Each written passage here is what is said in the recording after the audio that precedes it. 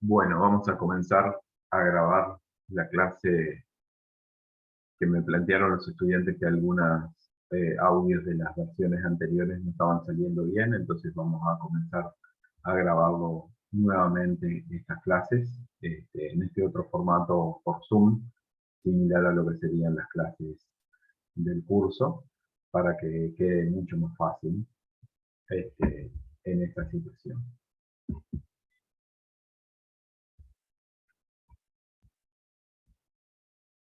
Teniendo en cuenta que hubo algunos problemas como les decía, con los audios, vamos a grabarlo de vuelta. En cuanto a las patologías las reproductivas de pequeños animales, en general los dividimos en dos clases diferentes, una para macho y otra para hembra. En este caso vamos a comenzar con las patologías de hembra y vamos a centrarnos en básicamente dos momentos de la fisiología reproductiva de la carne. Las patologías del diestro, por un lado, y las patologías del parto, por otro. A ver si continúa esto. Bien, funcionando. Dentro de las patologías del diestro, vamos a hablar de la hiperplasia endometrial quística piómetra inicialmente, con un poco más de detalle, y en forma breve de la pseudogestación. ¿Qué características tienen estas patologías del diestro? Bueno, que obviamente están dadas en el diestro y están predominadas fundamentalmente por la progesterona y con todos los cambios que implica el diestro. En lo que se refiere a la hiperplasia endometrial quística piómetra, que es un nombre de síndrome, es un nombre complejo, esto lo hacemos porque podemos ver las diferentes etapas de este síndrome, de esta situación. No hay una única causa, son múltiples causas. Necesitamos que actúen varias cosas a la vez para que se den estas enfermedades. Lo definimos, como les decía, es un trastorno del diestro mediado por hormonas. Se da en el diestro porque la predominancia y la que determina la parte final de estos casos clínicos es la progesterona, pero está mediado por hormonas y los estrógenos también juegan su rol. Es una respuesta exagerada y anormal a la estimulación crónica y repetida de la progesterona, pero como les decía, necesitamos una estimulación previa de estrógenos para que se dé esta enfermedad. Y para que lleguemos a la etapa final, a la etapa de piómetra, tenemos que tener una infección bacteriana intrauterina asociada a todos estos trastornos mediados por hormonas. Como decíamos, tenemos que tener en cuenta que en lo que se refiere al ciclo astral, el periodo del diestro es el periodo más prolongado del ciclo astral de la Tierra. Tenemos esta gran predominancia de la progesterona, o sea, en la curva de arriba se ve esta curva que tenemos aquí con valores altos de progesterona, pero antes que se den esta gran curva de progesterona tenemos un pico de estrógeno que también juega su rol, que se da en el proestro y que también estimula a todo lo que es el aparato genital de la hembra, en particular al endometrio. Entonces, los estrógenos vamos a tener que generan una hiperplasia en las glándulas endometriales, predisponen al endometrio a la acción de progesterona, favoreciendo la aparición de receptores para progesterona. Hay un cambio a partir de ese pico de estrógeno en cuanto a la presencia de los propios receptores también. Y tenemos una relajación del cervix para que se dé la monta y la inseminación y la llegada del semen al oviducto. Para eso tiene que estar el cervix abierto. Esa relajación del cervix, además de permitir que los espermatozoides lleguen a donde tienen que llegar, también favorecen la entrada de contaminación bacteriana ascendente hacia ti. Esa contaminación bacteriana ascendente puede estar relacionada a la propia flora bacteriana vaginal que existe o a contaminantes externos, como puede ser la propia los propios coliformes fecales que estén de manera exagerada, una Escherichia coli, o alguna otra bacteria que pueda predominar en esa contaminación bacteriana. Después de que estuvo, en todos los ciclos pasa esto, y después de que tuvo ese pico de estrógeno que generó ese cambio a nivel de endometrio y de las glándulas endometriales, llega a los valores elevados de progesterona, y esto promueve el desarrollo de las glándulas, el crecimiento de las glándulas, hay un aumento en la secreción glandular, toda esa sobreestimulación de las glándulas está generada por la progesterona. Como decíamos, esto es lo que ocurre normalmente en todos los ciclos. Primero el pico de estrógeno, con todos los cambios que generan en el endometrio en particular, que es donde estamos entrando ahora, y después la progesterona. También esta progesterona inhibe la actividad endometrial, y eso también favorece, si se produce un desarrollo bacteriano, también favorece que haya una disminución en la actividad endometrial. Pero bueno, esto, como decíamos, sucede en todos los ciclos estrales, y en particular no necesariamente tenemos una piómetra o una hiperplasia endometrial quística en todos los ciclos. Son predisposiciones individuales asociadas a esto que sucede en todos los ciclos. Vamos a hablar de etapas en esta enfermedad, y esas etapas las podemos relacionar primero en una etapa inicial de hiperplasia endometrial quística. Es una etapa previa.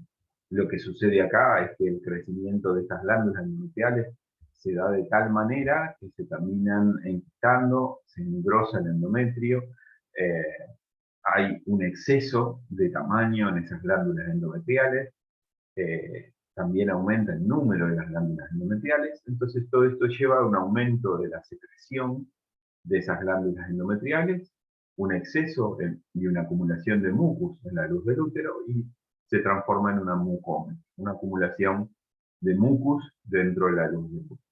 Mientras esto no tenga una contaminación bacteriana, no llegamos a la piel. Si hay una contaminación bacteriana, que no es extraño que se dé en la mayoría de los ciclos, la entrada de bacterias hacia el útero, a partir de la apertura y relajación del cervix, eso después nos lleva a una piómetra, a una contaminación bacteriana, que, como decíamos, muchas veces tiene un componente mixto de flora vaginal y de flora de coliformes fecales. En general, esta contaminación bacteriana, para terminar en la piómetra, en un 95-99% de los casos es ascendente. Podemos hablar de un montón de bacterias que se han encontrado: Escherichia coli, Klebsiella, Pseudomonas, Pasteurella, Proteo, Corynebacterium. Podríamos ampliar esta lista. Estos son los más comunes que estamos acostumbrados a encontrar. Pero la otra característica importante es que generalmente esta contaminación bacteriana es múltiple. Es raro que tengamos una sola bacteria generando este problema. En general son infecciones de 2 y 3 tipos bacterianos diferentes, si uno los quiere aislar, en grandes cantidades. Entonces, en función de eso, genera ese desorden y esa acumulación de pus en el útero que denominamos piómetra. Pero como ven, de lo que es este síndrome de hiperplasia endometrial quística piómetra, la piómetra es la última etapa de este síndrome, ¿no? Tiene que haber pasado todo lo anterior. Todas esas etapas que relatamos, primero el proceso de hiperplasia endometrial quística, luego la mucómetra y luego la piómetra, esto se pueden dar o en diferentes celos, ¿ah? O todo en el mismo celo en muy poco tiempo. Depende del valor del factor individual de cada una de las etapas. Habitualmente esta piómetra tiene mayores características que en animales de maduros añosos, hay más probabilidades, pero también esto lo hemos visto en el primer celo de una perra. ¿Ah? O sea, no dimos tiempo a que esa perra de repente con 5, 6, 7 meses haya tenido una sobreestimulación, muchos ciclos, alguna particularidad. No, simplemente ese animal tiene una sensibilidad individual a sus propias hormonas que generan ese proceso, ya en el primer ciclo estral de su vida, con 5, 6, 7 meses. O sea, es posible de que se dé en esa situación también. Como decíamos, en cuanto a los predisponentes, hablamos de animales adultos, añosos, que hay mayor predisposición, pero como decíamos también en un primer celo se puede dar. El celo tiene que estar asociado a esta hiperplasia endometrial quística piómetra, como decíamos, por estos cambios hormonales que estábamos hablando. Todo este proceso de estimulación de estrógeno, de contaminación bacteriana, de actividad de motilidad del útero, de predisposición y de acción de la progesterona en ese endometrio. Todo eso tiene que estar presente. Por lo tanto, cuando uno se enfrenta a una hiperplasia endometrial quística piómetra, en cualquiera de sus etapas, si uno rasca la información hacia atrás en el tiempo, entre 4 a 8 semanas anteriormente vamos a tener un cero. Puede ser que los propietarios no lo hayan visto, ese cero, pero sabemos que estuvo ese cero, si no, no se da este proceso. Después tenemos algunos otros tratamientos más comunes que se pueden dar, que pueden ser un predisponente también a la aparición de piómetra. Los tratamientos abortivos, en particular el uso de estrógenos o de los derivados quinoloides, son dos componentes que cuando se utilizan aumentan las probabilidades de que lleguemos a este proceso de hiperplasia endometrial quística piómetra, como ya vimos en la clase cuando hablamos de los tratamientos abortivos, contraceptivos, o para finalizar una preñez no deseable sería el término mejor utilizado. También los tratamientos para bloquear o suprimir el celo aumentan la predisposición de que se dé esta patología. Si podemos comparar un protocolo que utilicemos para suprimir un celo que ya comenzó, tiene más probabilidades de terminar en una piómetra que si administramos un progestágeno en un momento adentro. Pero también cualquiera de las dos cosas puede predisponer. Uno tiene mayores probabilidades de inducir este problema, pero el uso continuo de progestágenos en el anestro también nos lleva a esta hiperplasia endometrial quística piómetra. Estas dos cosas que mencionamos, tanto este tipo de tratamientos para finalizar una preñez no deseada como para suprimir o bloquear un celo, no quiere decir que cada vez que lo usemos vamos a terminar en una piómetra. Hay perras que lo han usado toda la vida y nunca ha pasado nada, hay perras que lo usan una vez sola y ya desencadenan este proceso. Como esta es una patología que va de la mano de la susceptibilidad y predisposición individual que tengan las perras, asociado a las características cíclicas de las perras, las probabilidades son altas. Entonces, la recomendación en particular de estos tratamientos para bloquear una preñez no deseada es no utilizarlos. Lo mismo que en lo que se refiere a suprimir o bloquear el celo en una perra, es de no utilizarlo.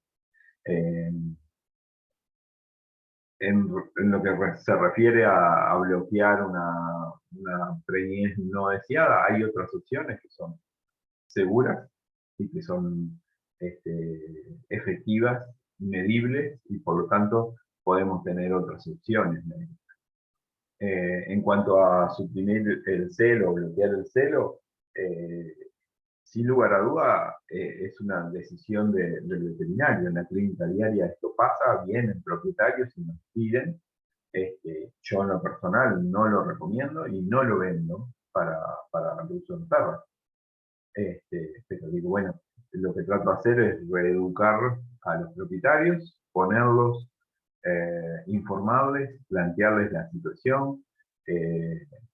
Nosotros queremos, más allá de estas situaciones, que puede ser una preñez no deseada o un celo no deseado, puede ser un problema, un desorden familiar, nosotros ponemos por delante la salud de la perra y las probabilidades de que esto suceda, y bueno, por lo tanto no lo recomendamos, pero sabemos que se usa. Por suerte, cada vez menos. ¿Qué es lo que nosotros nos vamos a estar enfrentando con los síntomas en estas perras? Las formas clínicas que podemos tener, que habitualmente se dan, o que se utilizan para describirlo desde el punto de vista de los síntomas, se definen como a cuello abierto o a cuello cerrado. Esto significa si hay corrimiento por la vulva o no hay corrimiento por la vulva y el cervix está cerrado. Básicamente lo que difiere esta situación es que, bueno, Una piómetra a cuello abierto tiene síntomas clínicos menores que una piómetra a cuello cerrado, y los riesgos de salud en lo que es un pronóstico vital son mucho mejores cuando está el cuello abierto que si está el cuello cerrado, ¿no? Básicamente es una manera de describir las formas clínicas con la finalidad de facilitar el entendimiento y tener una idea más clara de lo que se refiere al pronóstico. La secreción habitual es una secreción mucopurulenta, es una acumulación de pus en el útero. Pero bueno, en algunos casos puede llegar a ser una secreción sanguinolenta, también asociada a este mucus, o sea, y este pus también puede haber sangre, o sea que no es nada extraño. Normalmente, debido al desorden que genera, hay depresión, hay letargia, hay anorexia, pero los síntomas clínicos más importantes asociados a esta patología, a la vez que si hay corrimiento, porque como decíamos, si es a cuello cerrado no vamos a ver el corrimiento, normalmente los síntomas clínicos más asociados son la poliuria poliúrica. Cuando viene un propietario y nos dice que tiene una perra que está orinando mucho, que está tomando mucha agua, que está levemente decaída, bueno, cuando nos hacen ese planteo, una de las cosas primeras que hacemos es preguntar cuándo fue el último celo, si la perra está entera. No quiere decir que todos los cuadros poliuria polidipsia sean o estén asociados a la piómetra, pero hay una alta probabilidad de que sea. Entra dentro de lo que es el síndrome de poliuria polidipsia, que puede entrar también hiperadrenocorticismo, pueden entrar diabetes también, pero tenemos que tener en cuenta esta patología, que es una hembra entera que hace 4 a 8 semanas tuvo un celo y está con un síndrome de poliuria polidipsia. Hay que abrir los ojos pensando en una hiperplasia monotequística. También los vómitos pueden estar asociados. El adelgazamiento más allá de repente del aumento del abdomen, cuando hay acumulación y tenemos una forma clínica cuello cerrado, se puede notar un aumento de tamaño del abdomen, pero una pérdida de peso si es una enfermedad que ha tenido cierta cronicidad en este paciente. Este cuadro de poliuria polidipsia que definimos como síntoma está asociado a un depósito de inmunocomplejos a nivel del glomérulo renal, que hacen que genere una lesión a nivel renal. A veces, como coletazo o como consecuencia de haber tenido una piómetra, pueden llegar a quedar con una insuficiencia renal. Entonces, podemos solucionar el caso clínico desde la piómetra, pero podemos terminar con una perra que quede por vida con una insuficiencia renal. Entonces, eso es algo a tener en cuenta y por eso es una enfermedad que tiene una importancia no menor en esta situación.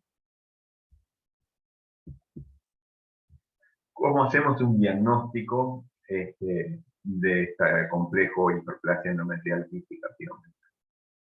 Vamos a tener, obviamente, lo primero que nos llama la atención era lo que decíamos recién, los síntomas clínicos que puede presentar el paciente, si hay un corrimiento mucopurulento, si hay síntomas como el síndrome de poliuria polidipsia, son dos cosas que nos terminan a llamar la atención asociados a la situación de antecedentes, una persona que de repente no está castrada y que a los 4 a 8 meses del celo aparece.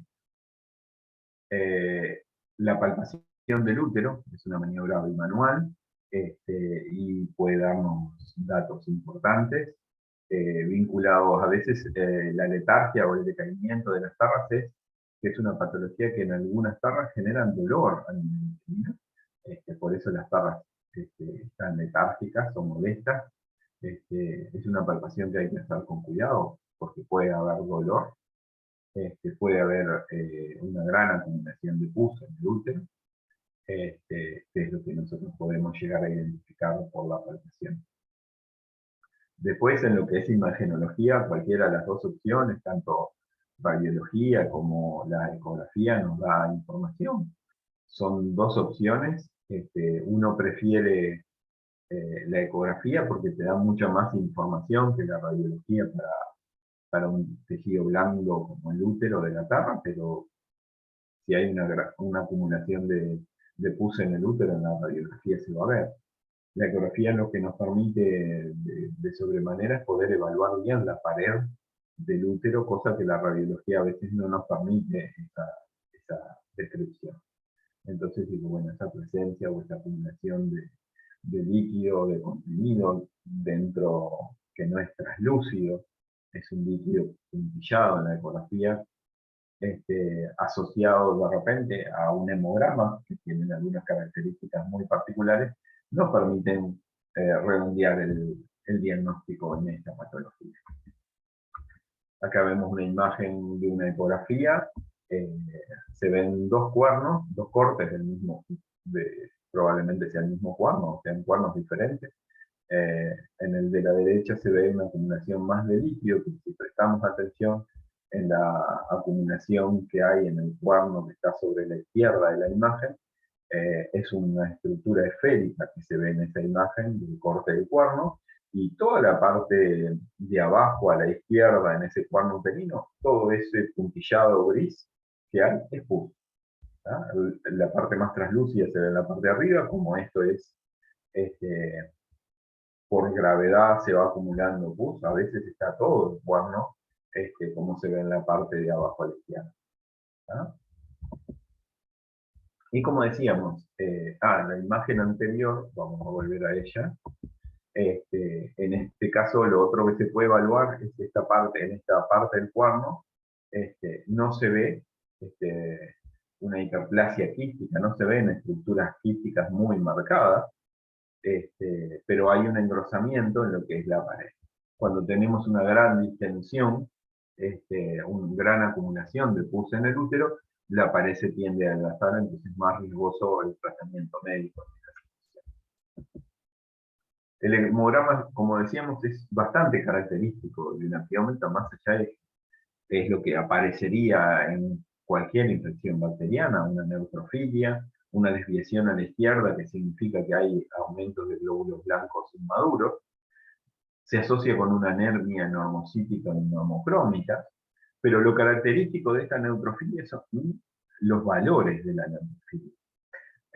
No es extraño en una infección bacteriana tener 20, 25 mil glóbulos blancos por mililitro como características de elevación de los glóbulos blancos. En el caso de la piómetra, los valores de esa neutrofilia y de esa leucocitosis es muy alto.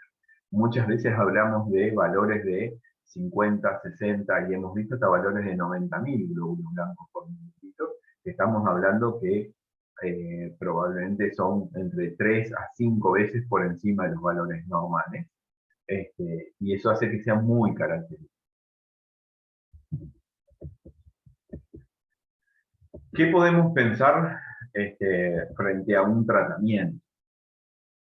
Lo primero, como frente a un paciente que decíamos que tiene ciertos riesgos de salud y tener cuidados desde el punto de vista del pronóstico, bueno, evaluar bien la situación en forma previa.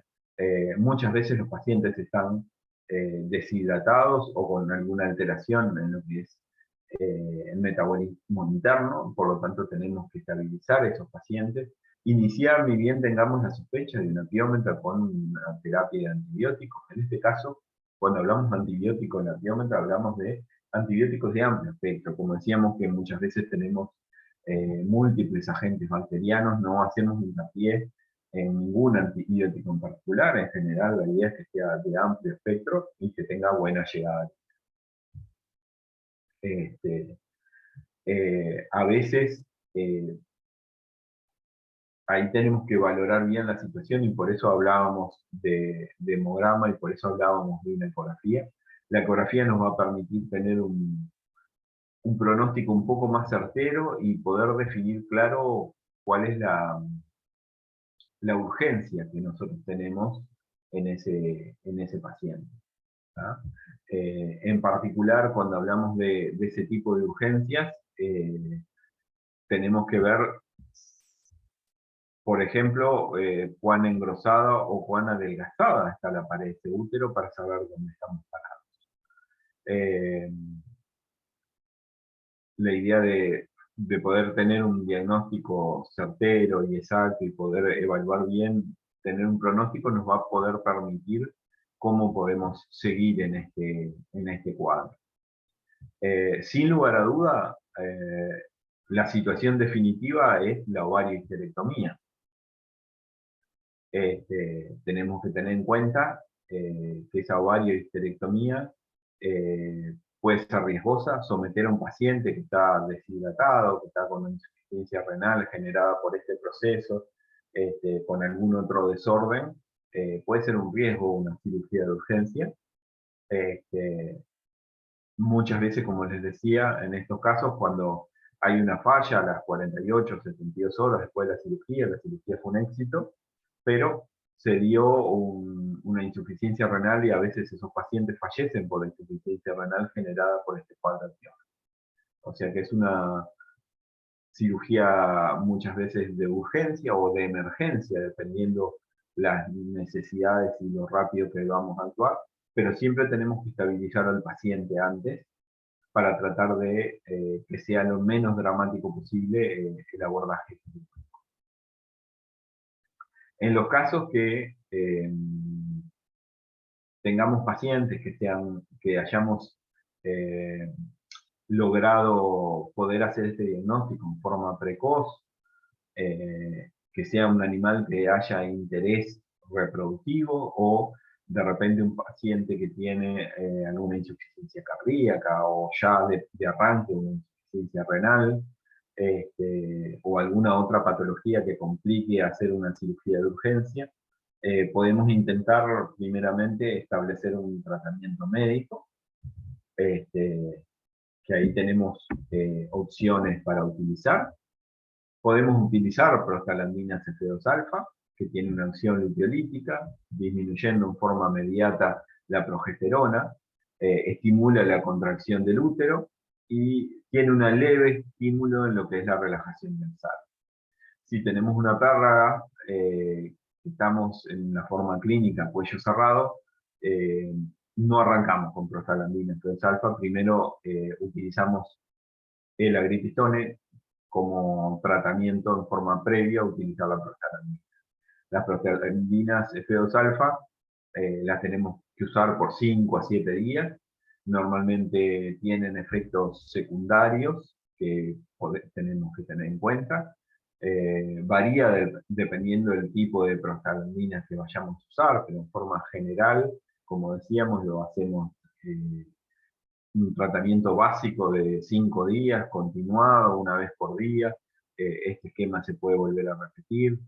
Siempre tienen que estar bajo antibiótico terapia, sin lugar a duda. Tenemos que regular la fluidoterapia y la alimentación. Las prostaglandinas en esas dosis que planteamos, en general no tienen mayor problema, pero siempre la primera dosis de prostaglandina genera síntomas que son incómodos para ver por parte de los propietarios.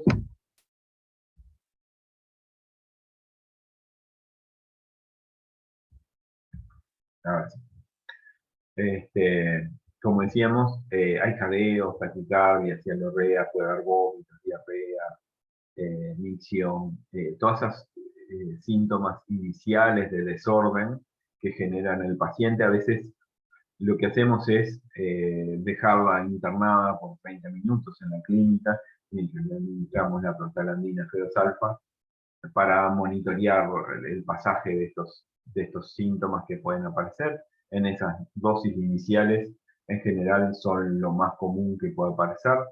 Siempre, como les decía, la primera inyección genera mucho más desorden. Después, a medida que vamos continuando, como dijimos, un tratamiento 5 a 10 días, los síntomas cada vez son menores.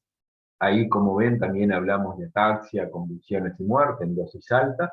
En las dosis que usamos de terapia habitualmente de prostaglandina no llegamos nunca a eso, pero tenemos que tener en cuenta que si sobredosificamos a un paciente y más en este cuadro podemos llegar a un cuadro de muerte. Entonces tenemos que tener mucho cuidado en el uso de las prostaglandinas F2-alfa.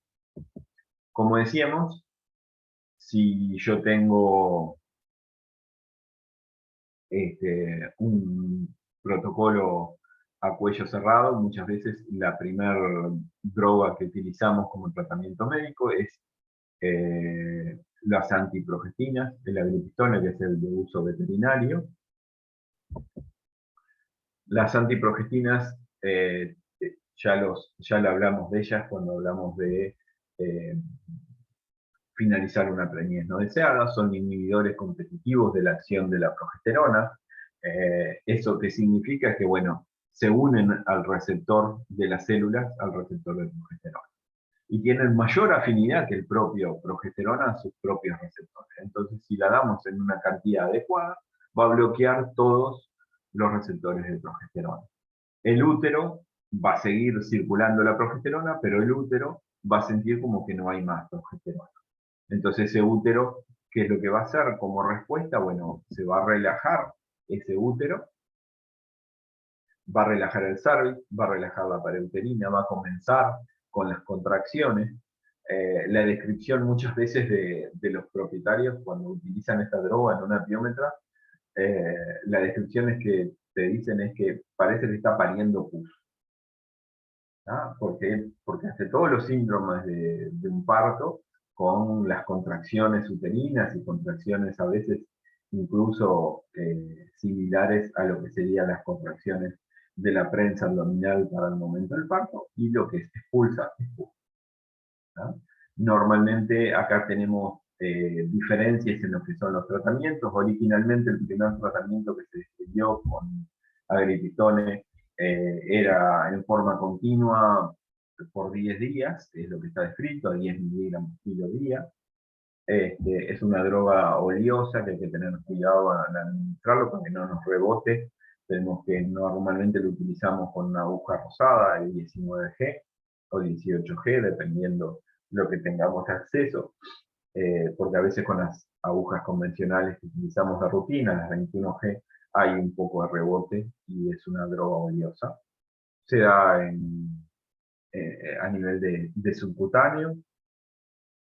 El laboratorio propone darlo en la cara interna del muslo, que es un subcutáneo bastante grande, por el cuidado de que vaya a generar alguna mancha en el lugar de aplicación si lo damos en la parrilla costal, porque, bueno, son drogas que en general están pensadas a ser utilizados en animales de interés reproductivo, de un valor genético, y bueno, muchos son animales de exposición y el laboratorio se cubre y trata de evitar de que, bueno, si se hace una mancha como respuesta de color, imagínense un ovejero alemán, manto negro, que le queda una mancha marrón en el costado por la aplicación de una droga, bueno, eso es lo que trata de evitar el laboratorio. Yo nunca vi, con esta droga, nunca vi ese problema.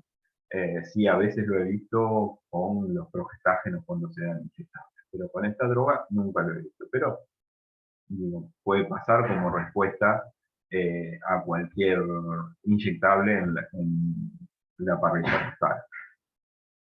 En lo que se refiere a la antibioticoterapia, como decíamos, vamos a hacer una antibioticoterapia prolongada de 21 a 30 días y tenemos que tener en cuenta eso. En cuanto a la administración, nosotros en general lo que recomendamos es la administración del agriptone en un tiempo más prolongado, pero más salteado. Normalmente lo que hacemos es hacer un protocolo damos al día 1, al día 2, al día 7, al día 14, al día 21 y al día 28. Terminamos utilizando menos dosis de agriptone, teniendo en cuenta que es más caro, que es un producto caro. Lo hacemos con un tratamiento más prolongado en el tiempo. El agriptone no es bueno generando luteólisis en forma directa. La luteólisis que genera es en forma indirecta. Por lo tanto, de esa manera hacemos que este tratamiento sea mucho más efectivo. Lo que asociamos normalmente cuando hacemos estos tratamientos médicos, asociando agriptone y la prostaglandina feosalfa, lo que hacemos a la vez es asociar con los controles. Entonces, a las 2 semanas del inicio del tratamiento, hacemos controles reproductivos, básicamente es un hemograma y ecografía, y a los 28 días volvemos a hacer hemograma y ecografía. Entonces, de esa manera, con esos controles, tenemos que tener en cuenta que podemos simplificar y evitarnos tener algún tipo de problema en ese paciente. Si en algún momento de esos controles vemos que el tratamiento no está funcionando, bueno, podemos tomar la decisión de parar este tratamiento y pasar a una resolución quirúrgica. Aquí tenemos imágenes de un apiómetro. En este caso vemos un cuerno, que es lo que se ve a la izquierda de la imagen. Todo este cuerno que se ve aquí a la izquierda está todo distendido por colección de pus en el útero, y tenemos el otro cuerno que se ve como si tuviera pequeñas vesiculizaciones en el otro cuerno. Son los dos cuernos que están con pus, uno con más desarrollo, el otro con menos desarrollo. Hemos visto como en estos pacientes, por ejemplo, que ese cuerno uterino repleto de un póker y repleto de pus, ambos cuernos uterinos, tenían un peso básicamente cercano entre los 5 kilos. Ese cuerno uterino era enorme en proporción al paciente. El paciente pesaba 13, 14 kilos, y ya ven, hablamos de cuernos uterinos que pesaban cerca de 5 kilos. Bueno, eso era lo referido a la hiperplasia endometrial quística apiómetra. Vamos a hacer algunas salvedades en lo que se refiere a la pseudogestación. Con la pseudogestación siempre nos pasa, que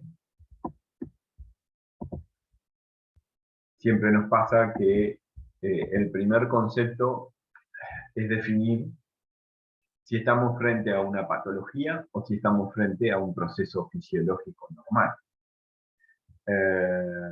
La pseudogestación como tal es un componente atávico en las perras, que vienen de sus etapas más primitivas. Esto estaba pensado donde los reproductores eran los alfa dentro de una manada. Esos alfa, siendo macho y hembra, salían a cazar con la manada, y las que se quedaban a cuidar a los cachorros eran las hembras subordinadas, las nodrizas. Y bueno, y fisiológicamente podían llegar en ese proceso de pseudogestación, a producir leche que amamantara a esos cachorros, manteniendo esos cachorros mientras los dominantes salían a cazar. Entonces, teniendo en cuenta ese componente atávico que describimos en la pseudogestación, que al día de hoy sigue funcionando y utilizándose en animales, en caños silvestres, por ejemplo, bueno, tenemos que ahí separar cuándo es algo fisiológico y cuándo es algo patológico. En general lo consideramos como patológico cuando empiezan a haber síntomas que alteran la funcionalidad o la calidad de vida de esos pacientes, ¿no? Mientras tanto, es algo que lo que hacemos en una pseudogestación es controlar a los pacientes. Es una respuesta exagerada a esa condición diestral que hablábamos hoy, en particular a la progesterona, pero fundamentalmente a la prolactina. La prolactina es la que desencadena esa situación de la pseudogestación. Tenemos que recordar que las hormonas luteotróficas para el cuerpo lúteo, para producir, que se mantenga produciendo tanto tiempo progesterona, en su primera etapa es la LH, que es la hormona luteotrófica por excelencia en la mayoría de las hembras domésticas, pero en la segunda mitad de la vida de ese cuerpo lúteo, la hormona luteotrófica por excelencia, que es la que juega el rol importante para estimular la glándula mamaria y que terminemos incluso en la producción de leche de hembras que no han quedado. No hay predisponentes, hay hembras que lo manifiestan la pseudogestación y hay hembras que nunca en su vida lo manifiestan. Son condiciones individuales de las hembras. Uno esperaría que con la selección humana a lo largo del tiempo la pseudogestación desaparecería, porque bueno, ya pierde un poco la necesidad que tiene biológica de lo que sucedía en los caños silvestres. Por ahí hay algunos comentarios o algunos ¿cómo decirlo? Planteos entre propietarios, criadores, y relacionan la pseudogestación con la piómetra. En toda la bibliografía que se ha hecho, a pesar de que también es una respuesta exagerada a la condición diestral, no se ha encontrado estadísticamente una relación entre la piómetra y la pseudogestación. O sea, hay perras que sufren piómetra y sufren pseudogestación, hay perras que sufren pseudogestación y no piómetra, y hay perras que sufren piómetra y no pseudogestación. No se ha logrado encontrar una relación este, estadística que pueda ser sólida para hacer este planteo. Sin lugar a duda, las dos cosas se dan en una etapa diestral, entonces, bueno, parten de un mismo momento hormonal en los perros, pero no se ha encontrado relación entre estas dos cosas. ¿Qué síntomas clínicos podemos tener con una perra que tiene pseudogestación?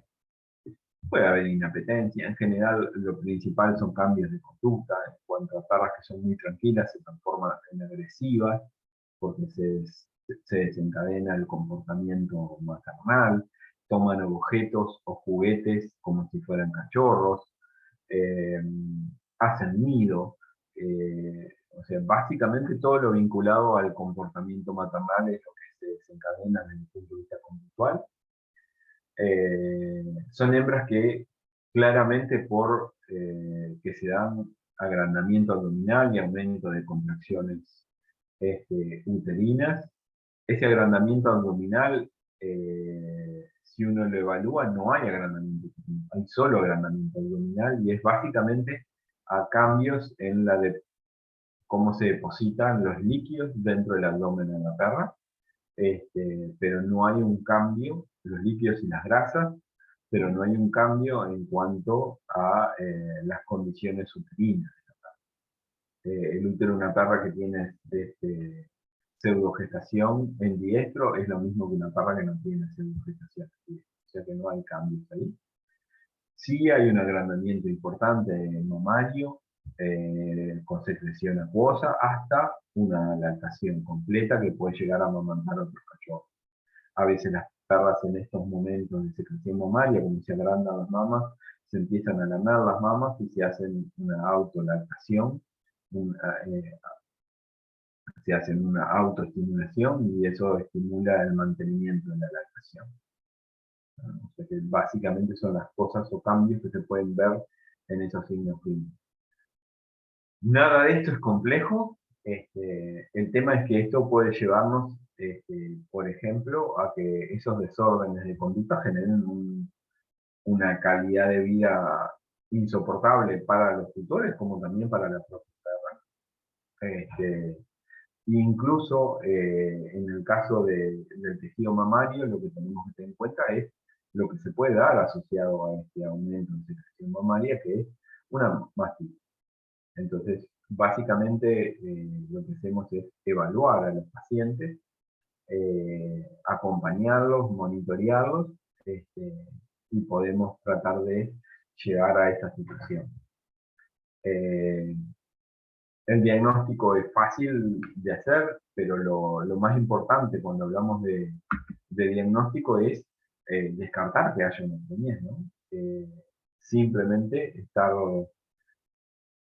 pensando en que es una pseudogestación y no una gestación, ¿verdad? Por lo tanto, lo primero es descartar ese diferencial como parte del diagnóstico.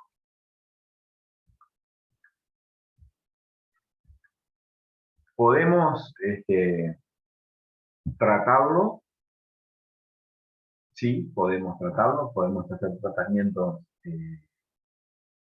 como decíamos, hormonales que ofrecen este proceso, pero tenemos que tener en cuenta que hagamos lo que hagamos, es un proceso que en 1 a 3 semanas, máximo un mes, desaparece solo, ¿no? Por eso hablamos de autocuración.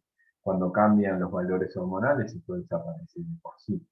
Así que tenemos que tener en cuenta. Otra recomendación es, mientras se está dando una pseudogestación, que sabemos que es por predominancia del diestro, no intentar castrar a la perra. ¿Ah? Hacemos una confirmación, no hay una preñez y decimos, bueno, salgamos de esta pseudogestación haciendo una ovariectomía. Es un gran error tomar esa decisión en el momento de una pseudogestación, porque muchas veces lo que hacemos es estirar esta pseudogestación por 8, 10, 12 semanas, porque le sacamos los controles biológicos y no se produce este proceso de autocuración con el descenso progesterona. Entonces, como recomendaciones, digo, bueno, queremos evitar que la perra vuelva a tener una pseudogestación, me parece bárbaro, pero esperemos a que la perra entre en anestro y después de que entre en anestro ahí tomamos la decisión de hacer una ovariectomía. Un tratamiento conservador es muchas veces retirar la comida y el agua en forma nocturna, en forma precoz. Esto es con un criterio similar, esto tenemos que manejarlo un poco, dependiendo en qué momento del año estemos, por el verano y la disminución de la ingesta de agua, pero en particular tenemos que tener en cuenta esta situación, y esto tiene un criterio similar a lo que haríamos en el secado de una vaca lechera, ¿no? Que disminuimos la ingesta de proteína, de energía y de agua con la finalidad de ayudarla en ese periodo de secado. Bueno, este es el mismo criterio. Tenemos que prevenir la mastitis y por lo tanto controlarla. Si hay agrandamiento mamario, lo que podemos utilizar son higiene en esas mamas con paños descartables que contengan agua fría, que baja la congestión de ese tejido mamario, alcohol que desinfecta esa mama y por lo tanto normalmente es ascendente a través del pezón la contaminación bacteriana, y vinagre, todo en partes iguales, agua fría, alcohol y vinagre. El vinagre lo que hace es cambiar el pH local, es un componente leve como de cambio de pH, pero a su vez acidifica, y de esa manera la mayoría de las bacterias que proliferan en el tejido mamario proliferan en un pH alcalino. Si nosotros acidificamos, mejoramos esa condición. Entonces, utilizar estos elementos que sean descartables y que no lo estemos llevando de mama en mama, porque si no lo que hacemos es tirar una mastitis de una mama a la otra, que sean, al ser descartables, prevenimos la aparición de mastitis. Si la perra se hace un autolamido de las mamas, por lo tanto se autoordeña, bueno, otra opción es o vendar las mamas, o ponerle un collar isabelino. Cualquiera de las dos opciones disminuye esa interacción sobre el tiempo, ¿no? Si tenemos algún otro tipo de problema, digo, bueno, podemos utilizar tratamientos hormonales. En algún momento se habló del uso de progestágeno y estrógeno. Obviamente el estrógeno nos va a terminar en una piómeta, no está indicado. Los progestágenos bloquean este proceso cuando los administramos, pero una vez que se va el efecto de los progestágenos volvemos a tener la pseudogestación, entonces no tiene sentido utilizar ninguna de estas dos opciones, ni progestágeno ni estrógeno. Hay antiprolactínicos específicos en nuestro mercado para pequeños animales.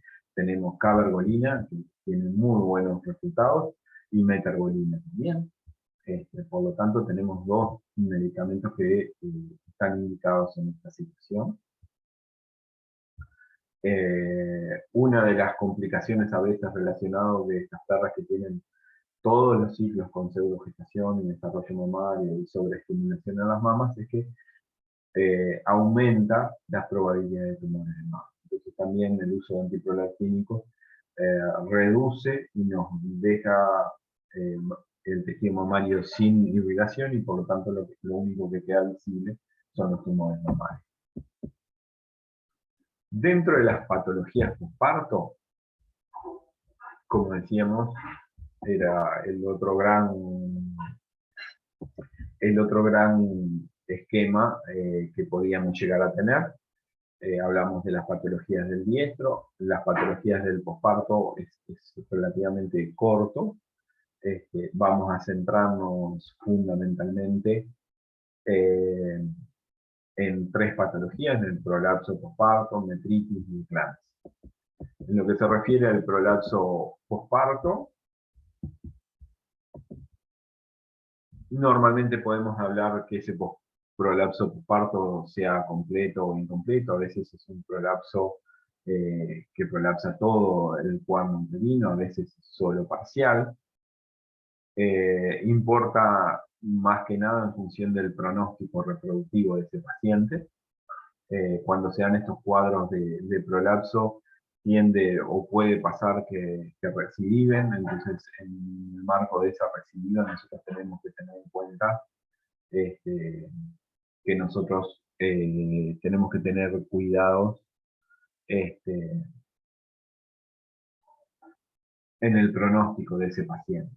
Desde el punto de vista del diagnóstico, cuando pensamos en un prolapso posparto tenemos que diferenciarlo de algunas patologías. Aquí tenemos una imagen de prolapso posparto donde se ve todo, eh, todo el componente vaginal prolapsado. En el completo estaría prolapsado hasta el cuadro uterino, que no es lo habitual de encontrarnos. También tenemos que diferenciar esto, que sería el prolapso vaginal, de esto que tenemos acá, que sería una hiperplasia de piso de vagina. ¿No? Cuando hablamos de prolapso completo ya llegamos hasta el cuello del útero, como decíamos recién. La hiperplasia de piso de vagina es una respuesta exagerada a los propios estrógenos, que se da en el momento del parto, porque hay un pico de estrógeno, y puede dificultar el propio parto, o se da en el momento del celo, que puede dificultar la penetración y la monta de un perro. Muchas veces las perras que hacen hiperplasia de piso de vagina las tenemos que resolver por inseminación artificial.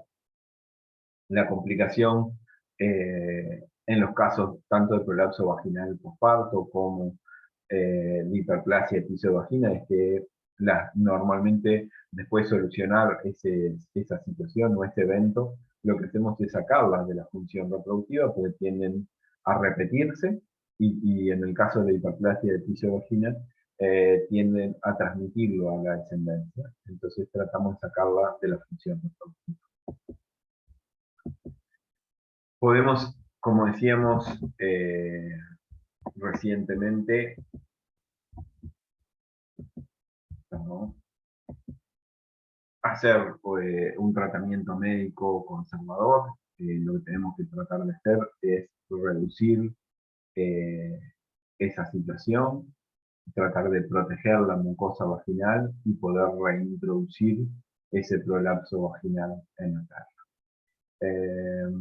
Cuando no podemos o cuando ya al abordaje del tratamiento tenemos una mucosa que está demasiado complicada o que está demasiado necrosada, podemos pasar a una resolución quirúrgica. En el caso de la metritis, es el mismo problema que si uno lo maneja en otras especies. Cuando hablamos de metritis, hablamos que están comprometidas dos o las tres capas del útero. Hablamos de endometrio, miometrio y perimetrio, para que se dé esta metritis. Obviamente esta metritis se da en el momento posparto y está ampliamente relacionado a contaminación en ese momento en cuadros de distosia o de asistencia mal realizada. También puede ser una condición la aparición o la retención de fetos o placentas que determinen que se favorezca la metritis. Entonces es algo que tenemos que tener en cuenta cuando realizamos esto. En cuanto a la patogenia, tenemos que tener en cuenta que es una enfermedad grave, es una enfermedad que está relacionada a agentes etiológicos también por contaminación ascendente. Podemos en este caso asociar a la Brucella canis también con una metritis, por lo tanto es algo que tenemos que tener en cuenta. Pero como decíamos, es una contaminación bacteriana ascendente la que termina en una metritis y por lo tanto tenerlo en cuenta en esta situación. Desde el punto de vista de los signos clínicos, vamos a hablar de una descarga vaginal, rojiza, amarronada, con un olor fuerte y desagradable, un olor pútrido. Básicamente es similar desde el punto de vista del tipo, la forma, del contenido de esa descarga vaginal en lo que serían los entuertos en ese momento por parto inmediato, pero lo que cambia fundamentalmente es el olor pútrido o desagradable y fuerte que tienen cuando hay una metritis, debido a la contaminación bacteriana. Normalmente cuando tenemos una parra con metritis hay un proceso febril en general, de una fiebre intensa, disminuye la producción de leche, cambian eh, el instinto maternal, deja de atender a los cachorros, deja de lamer a los cachorros, este, está realmente mal, el útero está agrandado, dolorido, es una parra que está molesta y muchas veces puede estar deshidratada también debido a todo ese mismo cuadro. Es un cuadro de intervención de emergencia o de urgencia, así que es algo que tenemos que tener en cuenta en ese posparto, en esos controles. ¿Cómo podemos reducir a veces estas situaciones después de un cuadro de, por ejemplo, como hablábamos recién, de distosia o de asistencia posparto? Bueno, muchas veces lo que hacemos es dar antibióticos de amplio espectro cuando tenemos que hacer la asistencia posparto, o cuando alguien ya hizo la asistencia posparto, cuando nosotros llegamos a ver una distosia, teniendo en cuenta la posibilidad de que haya una contaminación bacteriana. En general, utilizar antibióticos de amplio espectro en base a amoxicilina no tiene riesgo hacia los cachorros, y muchas veces asociamos el uso de oxitocina para que no nos queden restos placentarios ni defectos en ese momento. Hacer una correcta evaluación de esos pacientes en ese momento va a evitarnos esa situación. Muchas veces tenemos que evaluar con ecografía estas situaciones y podemos llegar a cuernos uterinos, como se ve ahí, totalmente necrosados por la metritis. Bueno, en esos casos, si tenemos alguna sospecha de que hay un toque importante en ese cuerno uterino, lo que se indica es estabilizar al paciente y hacer una ovariohisterectomía, o sea, retirar todo. ¿Cómo vamos a diagnosticar una metritis? Bueno, vamos a hacer un hemograma, vamos a tener una leucocitosis, eso es evidente, en función de lo que hablamos siempre, como hablábamos recién para la piómetra. La leucocitosis era enorme en una piómetra. Bueno, acá tenemos una leucocitosis moderada. No, no vamos a tener esos valores tan exagerados como en la piómetra, a pesar de que probablemente también es una enfermedad grave y muy urgente de resolución. ¿Por qué hablamos de colpocitología cuando hay una metritis? Bueno, porque en ese momento posparto tenemos que ver qué tipo de células podemos encontrar. Si encontramos células cilíndricas uterinas, bueno, ya nos hace hincapié que eso no debería estar pasando y puede pasar.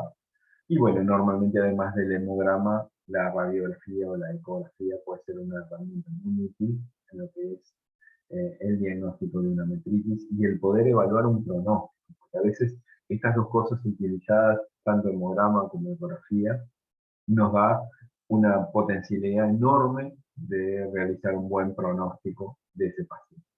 Pero si no lo podemos realizar un tratamiento médico rápido, tenemos que hacer una buena ecografía, poder discriminar bien cómo está ese útero, para ver si seguimos con tratamiento médico o nos pasamos a un tratamiento quirúrgico.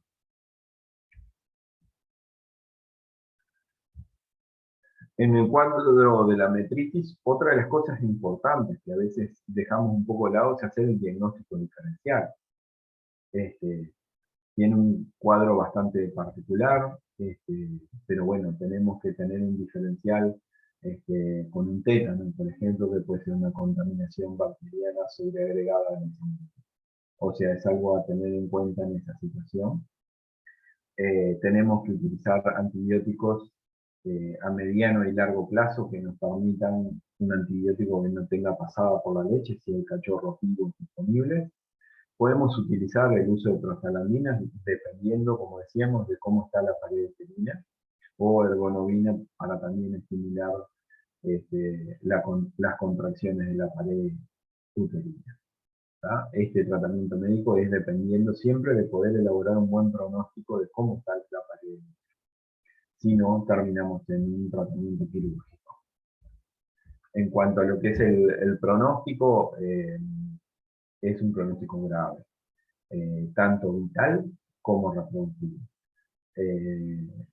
Depende siempre del momento en que uno lo pueda haber agarrado, el paciente.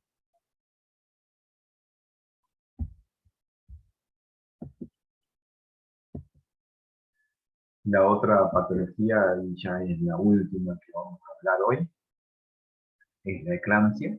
La eclampsia es una hipocalcemia vinculada a la gestación.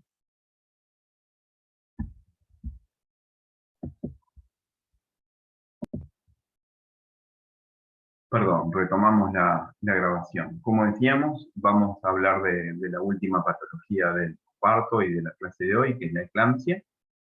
La eclampsia es una hipocalcemia que está vinculada a ese posparto inmediato en general. Es una disminución de calcio y básicamente determinado por la salida de calcio hacia el cachorro.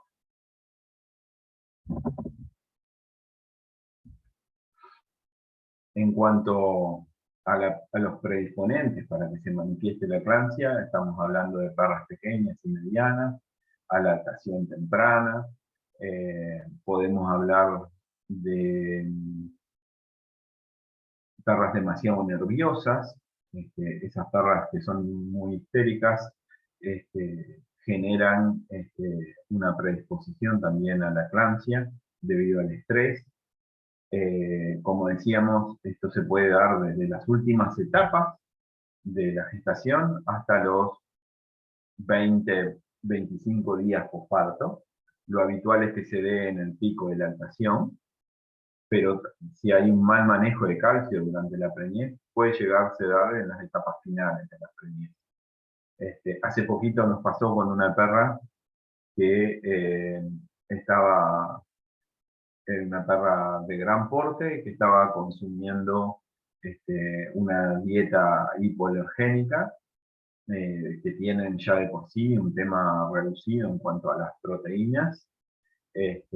Indicamos que esa perra pasara a comer en el último tercio de la gestación una dieta de cachorro para tratar de estimular, más allá de las alergias alimentarias, estimular un mayor crecimiento. Y no aceptaba otra dieta que no fuera la hipoalergénica, y empezó con síntomas de eclampsia al final de esa gestación. Entonces lo que hicimos fue suplementarla con suplementos en base a aminoácidos para que ella misma, su organismo, produzca las proteínas necesarias y de esa manera llegar con una gestación a término sin problemas y una sobrevida de cachorros. Tenía una perra de porte grande que tenía 10 cachorros, o sea que podíamos haber terminado en una eclampsia en las etapas finales de la gestación si no hubiésemos intervenido. O sea que son cosas que tenemos que tener en cuenta. A veces la sobredosificación de calcio durante la preñez puede ser otro problema. Hay como un mito popular que hay que darle calcio durante la gestación.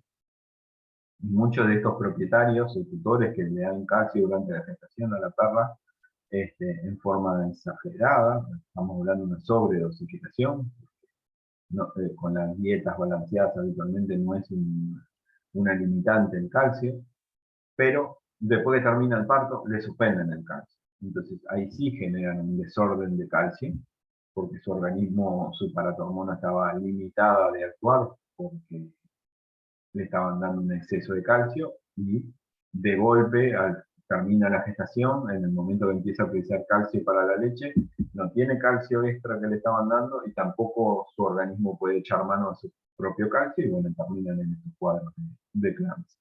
Entonces, son manejos que, haciendo un manejo correcto de de la alimentación y de los pacientes, se puede evitar que suceda.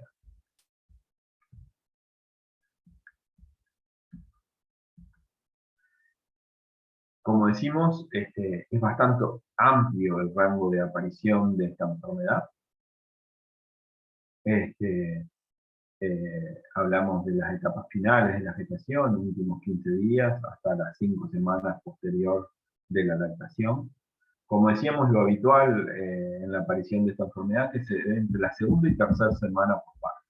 ¿Por qué? Porque es en el momento que se produce el pico de lactación, el pico de producción de leche y el pico de consumo de los propios cachorros.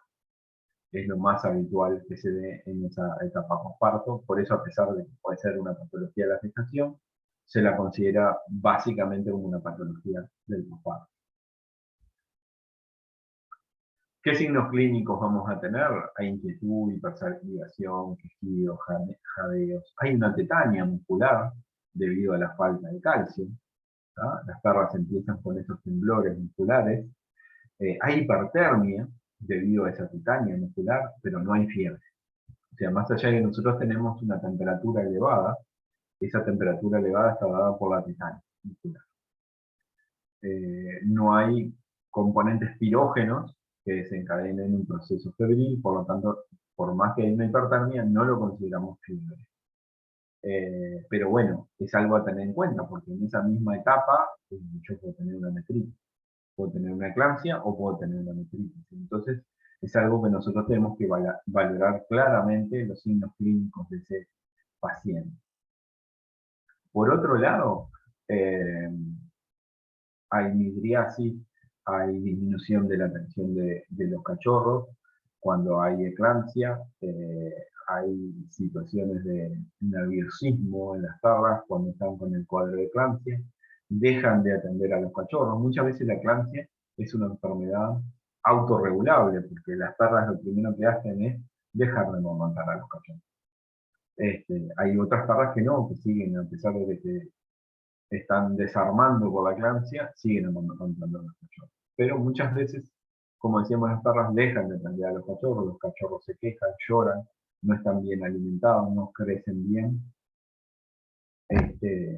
Y bueno, si es esa situación de autorregulación, no pasa nada, porque bueno, la perra al dejar de amamantar a los cachorros, va a estar controlando ese proceso. Nosotros podemos diagnosticar esta enfermedad de dos maneras. Una es realizar una calcemia, medir cuánto es el valor de calcio en sangre que tienen, y ahí establecer si está dentro de los valores normales o no. Normalmente las mediciones de calcemia demoran entre 24 a 48 horas en la mayoría de los laboratorios. Por lo tanto, a veces esta es de las enfermedades que el veterinario queda mejor parado cuando está en la clínica, porque bueno, el diagnóstico que hacemos es un diagnóstico terapéutico.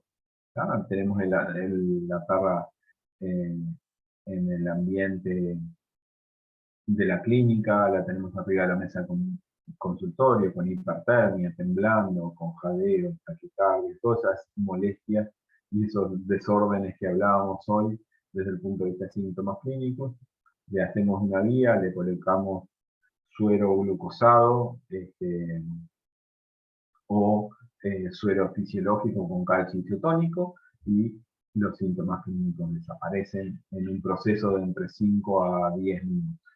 Entonces, eso es algo que tenemos que tener en cuenta cuando hacemos el diagnóstico. Obviamente que si empezamos a administrar calcio y los síntomas desaparecen, en ese diagnóstico terapéutico confirmamos que hay una eclampsia, pero el tema es cómo seguimos ese tratamiento. ¿Tá? Entonces digo, bueno, cuando hacemos esa administración de gluconato de calcio intravenoso, lo tenemos que hacer lento. Lo vamos a estar monitoreando. Si no tenemos un monitor cardíaco, que no es necesario, podemos monitorear al paciente por auscultación. Lo que vamos a evitar al administrarlo en forma lenta y despacio, en un plazo de 10, 15 minutos al principio y después estirarlo al cabo de una hora, es evitar que terminemos en un paro cardíaco en sístole por darle un exceso de calcio a ese corazón. Entonces, eso es lo que hacemos en agudo para hacer el tratamiento, desaparecen los síntomas clínicos, y bueno, y ahí tenemos que hacer el tratamiento mediano. Podemos utilizar lo mismo, un suero subcutáneo, o una suplementación oral de calcio. Ahí tenemos que resolver qué hacemos con los cachorros. Si esta eclampsia se da a las 3 semanas de vida, los cachorros ya con 3 semanas de vida pueden empezar a comer, entonces los podemos destetar ya en forma definitiva a esos cachorros y pasarlos a una dieta. Van a sufrir unos primeros 4 o 5 días, pero los podemos destetar en forma completa. Si es muy precoz, bueno, los podemos suplementar, pero a su vez ir alternando las mamas y de esa manera haciendo amamantamiento restringido y reduciendo los efectos que tiene ese amamantamiento restringido en la etapa de lactancia. La idea es evitar que aparezcan los síntomas de la eclampsia. ¿Y cómo podemos prevenir esto? Bueno, esto es un poco lo que hablábamos hoy al principio.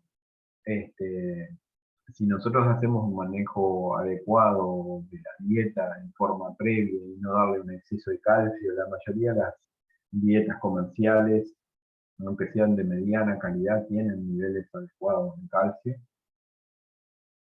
Y durante las primeras etapas, cuando tenemos parras pequeñas con camadas muy abundantes, o parras grandes con muchos cachorros, cachorros grandes que les generan un, este, un desgaste físico importante en la perra, podemos ya iniciar en el posparto inmediato un tratamiento oral con calcio o con algún tipo de suplementación, incluso suplementaciones mixtas que tengan aminoácidos, calcio, fósforo, hacer algo más complejo, más completo para tratar de que esa perra esté en mejores condiciones y que tenga una recuperación más rápida en esa gestación. Eh, en función de eso, es algo que podemos manejar fácilmente como preventivo. Bueno, normalmente, a pesar de que tendríamos preguntas durante todo este proceso, esto podría ser una etapa de preguntas, pero bueno, dejaremos que surjan las preguntas, ya que coincidió que los temas de pequeños animales quedaron en un momento donde estaban con otros faciales. Así que bueno, lo dejaremos para las clases de consulta. Por otro lado, como último comentario, estamos muy cerquita ya del Congreso Internacional de Alarpa. Es una muy buena opción. No integro en lo personal el comité organizador, pero voy a estar participando en los workshops, dando 2 workshops. El primer día, la idea es que el día 28 tenga una buena característica para las actividades prácticas directas, y después 29 y 30 son contenidos teóricos dentro de este congreso. Así que bueno, los esperamos, y bueno, los esperamos también en el horario de